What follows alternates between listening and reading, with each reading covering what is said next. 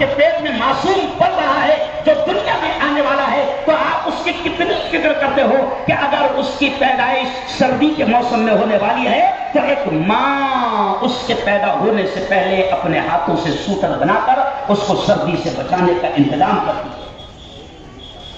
او میرے بھائیو، سردی سے بچنے کا انتظام کرتے ہو، گرمی سے بچنے کا انتظام کرتے ہو، بھوک سے بچنے کا انتظام کرتے ہو، بیماریوں سے بچنے کا انتظام کرتے ہو۔ اگر ابھی خبر ہو جائے کہ چوتھی لہر آنے والی ہے تو اس لہر سے بچنے کا انتظام کرو گے؟ ماسک بھی آ جائے گا تو ہاتھ نہیں ملایا جائے گا، مسجدوں کے دروازے بند، بھیڑ بھاڑ نہیں ہوگی، سیلانی چوک کی چہل پہل۔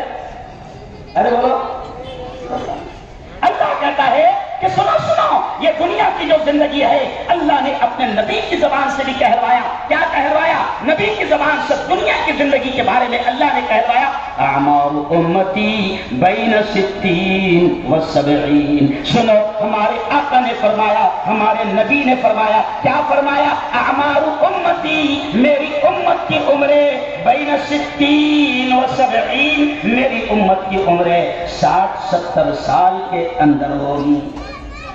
اب 60-70 سال کی زندگی میں اگر دنیا کی مصیبتوں سے بچنا چاہتے ہو تو اللہ کہہ رہا ہے کہ او میری ایمان والیوں، او میری ایمان والی بندیوں، او میرے ایمان والے بندوں، او جوانوں، اللہ بڑے پیار محبت سے ہم سے یہ کہہ رہا ہے کہ اس آگ سے، اس جہنم کی آگ سے اپنے آپ کو بھی، اپنے آپ کو بھی، اپنے آپ کو بھی اور اپنے گھر بار والوں اور اپنی اولاد کو بچانے کی کوشش کرو، فکر کرو۔ آج افسوس ہے، جیسے میں نے شعر کہا نا، ہم کو تو نبی کے ذریعے سے بچایا گیا، اس لیے میں نے شروع میں شعر کیا پڑھا کہ ہم کو دوزخ سے بچایا آمنہ کے لال نے، ہم کو دوزخ سے بچایا آمنہ کے لال نے، باغ جنت کا دکھایا آمنہ کے لال نے۔ تو آمنہ کے لال نے، محمد مصطفیٰ، زور سے کہہ دو صلی اللہ علیہ وسلم نے ہم کو سب کو بچانے کی کوشش کی۔ اور آج سب سے خطرناک جو چیز جس کو بچانے کے لیے ہم یہاں پر آئے ہیں، تو آپ نے شروع میں ایک اور سے سنا جو میں نے خطبے کی بات پڑھا، آج یہ فکر دلاتے ہوئے آپ کو کہہ رہا ہوں کہ ایک ایک بات کو غور سے سننا اور یہاں سے لے کر جانا اور کوشش کرنا۔ اس لیے میں نے شروع میں شعر پڑھا کہ میں نے مانا، میری آواز نہیں جائے گی، در و دیوار سے ٹکرا کے پلٹ آئے گی، اب بھی موقع ہے، اب بھی موقع ہے، اندھیروں کا کرو کوئی علاج ورنہ یہ نسل اجالوں کو ترس جائے گی۔ آج اس نسل کو تباہ کیا جا رہا ہے، یاد رکھو، ان کو نشہ کا عادی بنایا جا رہا ہے۔ مولانا میں آگے چل کر اخلاق صاحب، مولانا عبدالقیوم صاحب، مولانا نیاز صاحب، میں یہاں پر اب جو جملہ بول رہا ہوں اس پر غور کریں کہ یہ قوم نشے کی طرف بڑھ نہیں رہی ہے، بلکہ اگر یہ کہوں تو شاید غلط نہ ہوگا کہ اس قوم کے جوانوں کو پری پلان منظم انداز میں اور منصوبہ بند سازش کے تحت اس قوم کے جوان کو نشے کی طرف بڑھایا جا رہا ہے۔ آپ نہیں سمجھ سکتے ہیں کہ ان شیطانوں کے پلان کس حد تک کے خطرناک ہے۔ اس قوم کے جوانوں میں نشے کو عام کیا جا رہا ہے، وہ نشہ کہ جس کے بارے میں آمنہ کے لال نے، محمد مصطفیٰ نے 1450 سال 1500 سال پہلے یہ کہا تھا۔ کیا کہا تھا؟ الخمر ام الخبائث، شراب نشہ تمام برائیوں کی جڑ ہے، برائیوں کی ماں ہے۔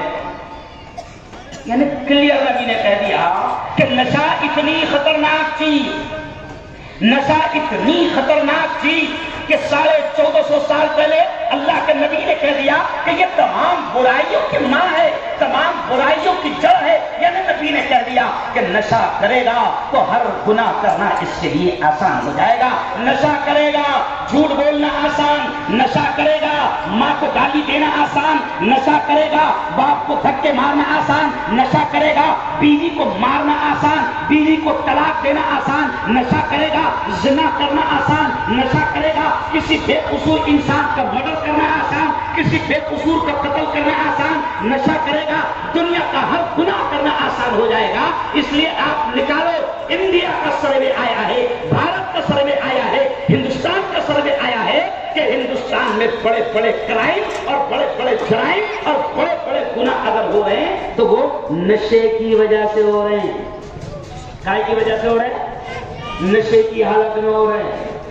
اور قربان جاؤ اسلام کی تعلیمات پر، قربان جاؤ او یارو، او مال جہاں کے جوانوں، قربان جاؤ نبی کی تعلیمات پر کہ پیارے آقا صلی اللہ علیہ وسلم نے آج سے 1500 سال پہلے کہہ دیا کہ نشہ تمام برائیوں کی ماں ہے.